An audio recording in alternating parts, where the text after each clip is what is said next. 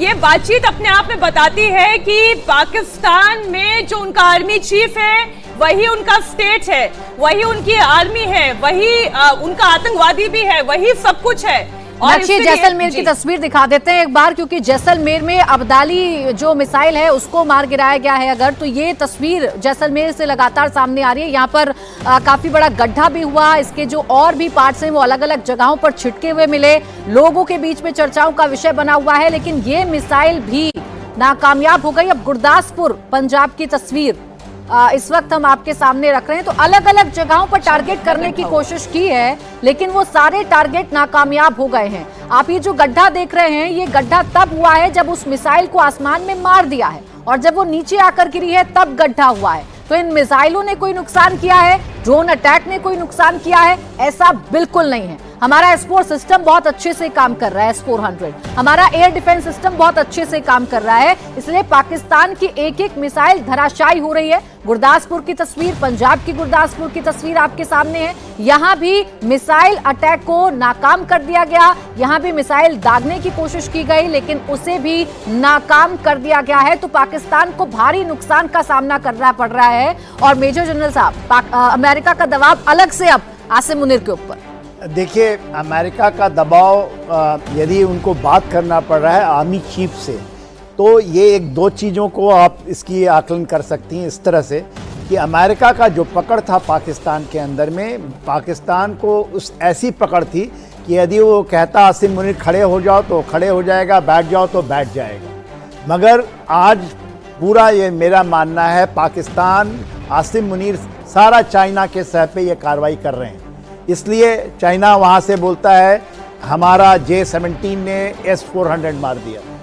ये गेम को हमें समझना पड़ेगा और कितनी पकड़ बच गई है अमेरिका के। और वो भी देखिए, ऐसी विडंबनाएं हैं कि फरवरी के महीने में अमेरिका ने 400 बिलियन 395 मिलियन डॉलर उन्होंने पाकिस्तान को दिया है कि आप अपने F-16 का मेंटेनेंस करें, उसको ऑपरेशनल बनाएं।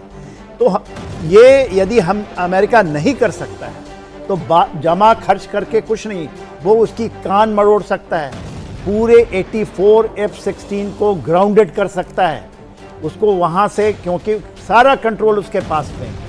तो कोई टेंजिबल फैक्टर दिखे, जमा खर्च करके कुछ नहीं होता। मेरा तो ये मानना है यदि रियली उन्हें रोकना चाहता है तो उसके पास जो शक्ति है वो करें। देखिए, डिगो गार्सिया में उसके B-2 बॉम्बर्स हैं, इसके पैर की जमीन मगर हम नहीं चाहते हैं कि कोई हमारे बीच आए। हम तो उतना ही दर्जे हरारत बढ़ा रहे हैं जितनी पाकिस्तान को ज़रूरत है। हमने पहले दिन 7 मई के दिन हमने अपना टारगेट अचीव कर लिया। लेकिन जनरल साहब, जो आप दर्जे हरारत कह रहे हैं, ये तो अब काफी लेवल बढ़ चुकी है। अब आप युद्ध की घोषणा करें ना करें, ये युद्ध ही है।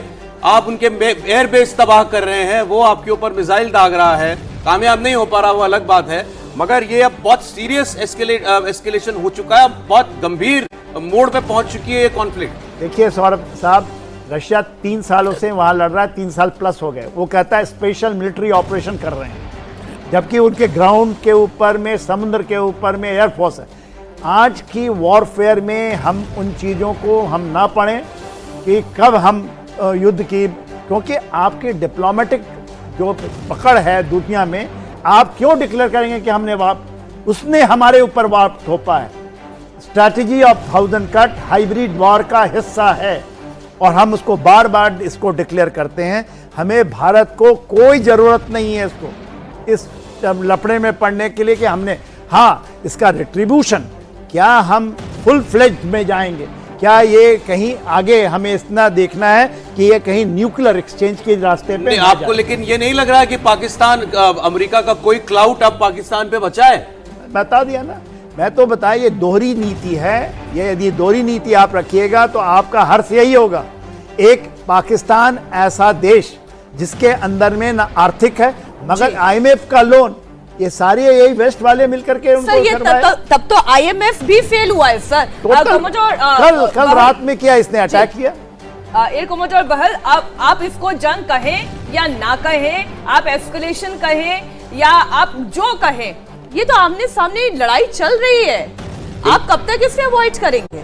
बिल्कुल, अगर हम उनके एयरबेसेस को अटैक करते हैं, वो हमारे एयरबेसेस को अटैक करते हैं, वो हमारे सिविलियन सेंटर्स को अटैक करते हैं, वो हमारे मिलिट्री इंस्टॉलेशंस को अटैक करते हैं, वो इवन इफ ड्रोन को भेजते हैं इंटेलिजेंस सर्वेलेंस रिकॉग्निशंस के लिए, तो वो भी एक्ट ऑफ वॉर है।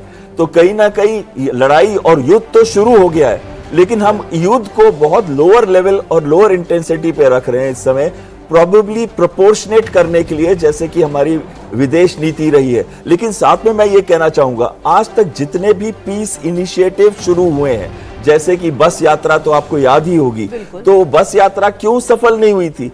क्योंकि वो पॉलिटिकल टू पॉलिटिकल लेवल थी। पाकिस्तान में पॉलिटिकल लेवल का कोई मतलब ही नहीं है, वहां पे तो आर्मी चीफ ने सारे डिसीजन लेने हैं। इसी वजह से रूबियो ने कॉल किया है, रूबियो ने कॉल किया पाकिस्तान आर्मी चीफ को। ये भी तो बता रहा है ना सर कि अमेरिका की भी पेशेंस अब जवाब दे रही है पाकिस्तान से, वो सीधे पहुंचा है जहां से चल रहा है पाकिस्तान। और ये चीज हम उस समय भी बात करते थे कि जब मिलिट्री टू मिलिट्री, अगर हमारी मिलिट्री टू मिलिट्री बात होती है या हमारा पॉलिटिकल लीडरशिप उनकी मिलिट्री लीडरशिप से बात करता है, जो कि कर नहीं सकता एक डेमोक्रेटिक एनवायरनमेंट के अंदर, लेकिन जब तक नहीं करता तब तक कोई भी सॉल्यूशन नहीं आ सकता, क्योंकि असली रेन तो उनके हाथ में है, असली कठपुतलियों को मूव करने का जो थ्रेड्स हैं वो तो उनके हाथ में है। लेकिन बहुत ज्यादा अहम चीज ये है कि पाकिस्तान आर्मी चीफ जो है वो ना केवल रिस्पॉन्सिबिलिटी कोई भी नहीं लेता, लेकिन साथ साथ में पूरा कंट्रोल अपने पास रखता है। तो जहां पे भी इंटरनेशनल डिप्लोमेसी में कुछ बात करनी है, वहां तो पॉलिटिकल लेवल को भेज देता है और वो उसके बाद उसी की नीतियों को फेल कर देता है।